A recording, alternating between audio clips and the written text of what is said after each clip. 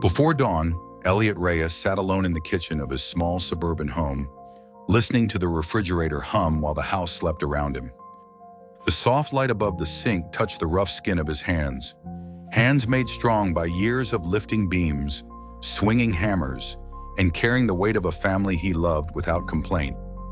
He was a construction foreman, the kind of father who rose early, packed his lunch in a dented metal box, tied his daughter's school shoes when her fingers were too small to manage the laces, and kissed his wife's forehead as if saying everything without needing words.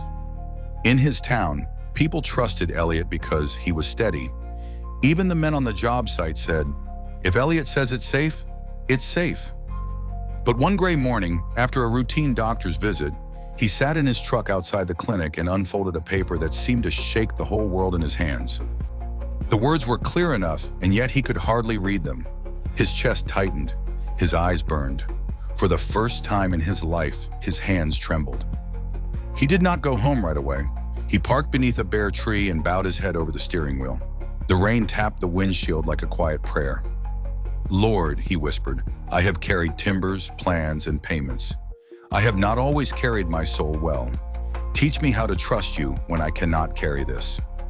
That evening, he tried to smile at dinner. His children argued over homework, his wife set out bowls of soup, and the kitchen filled with ordinary sounds that suddenly seemed holy.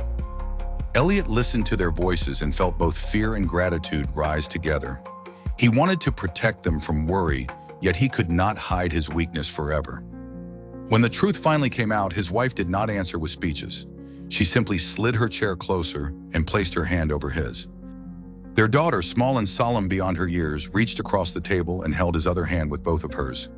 "Dad," she said, "God is still with us." The days that followed were not easy.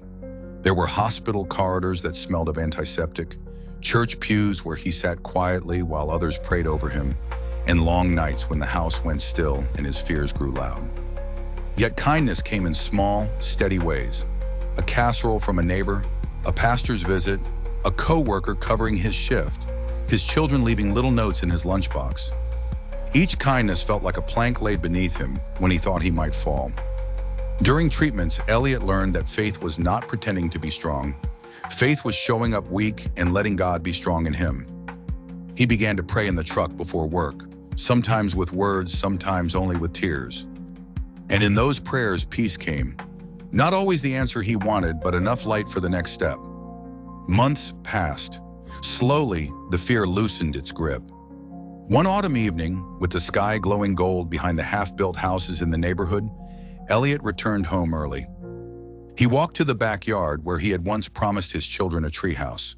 The boards were already measured, the tools laid out, and his children came running through the leaves as if the world had begun again. He lifted a board, then another. He still moved carefully, but his hands no longer trembled with despair. His daughter brought him nails. His son held the ladder. His wife watched from the porch, tears shining in her eyes, and the whole family seemed gathered inside one quiet mercy. When the last beam was set and the first star appeared above the rooftops, Elliot stood beneath the treehouse and bowed his head.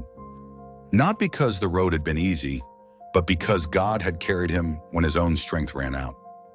The lesson of the story is this: true strength is not never trembling, but trusting the Lord when tremors begin.